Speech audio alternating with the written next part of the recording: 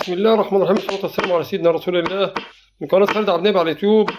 ولقاء جديد أمام لاعب من البرازيل 2070 وأنا 2077 على موقع تشيز.كوم دوري الأساطير. أنا بالأسود وهو بيلعب بالأبيض، أنا بكشش. طلعت طبعا زي ما حضراتكم شايفين، حميت الفيل بتاعي بطوب الوزير، طلبت وزير وزير رجع ورا، أكلت بالفرصة، أكل بالعسكري، رجعت ورا خطوة عشان هو هنا طبعا بيحط الفيل مع الوزير عشان ما بقيتش، لكن طبعا اكلت بدري.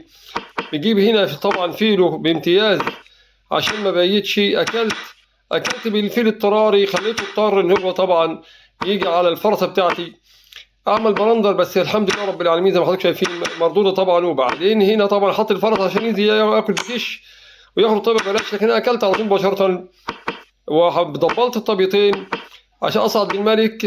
طبعا شايفين حضراتكم، هتشوفوا في الملك الجبار بقى، ملك ما بيرحمش اللي هتشوفوه دلوقتي اللي هو امام حضراتكم ده. طبعا هو هنا صعد بريليانت ممتاز جدا انه اتحكم في الدور. خلاص هو امام حضراتكم.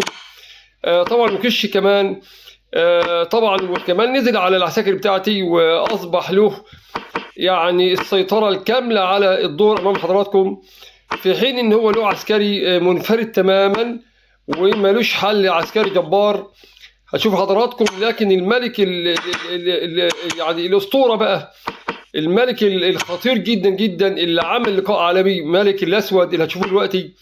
ما تستهونوش بيه بالملك ده ابدا، هتشوفوا منه مات اسطوريه، مات ناريه، مات عجيبه، مات فريده من نوع خاص، حاجه كده ولا في الاحلام. على طول زي ما حضراتكم شايفين، طبعا هو هنا من حقه يحط طبعا الطابيه، اصل الطابيه وخلاص هو هيرقي، خلاص ما فيش مشاكل.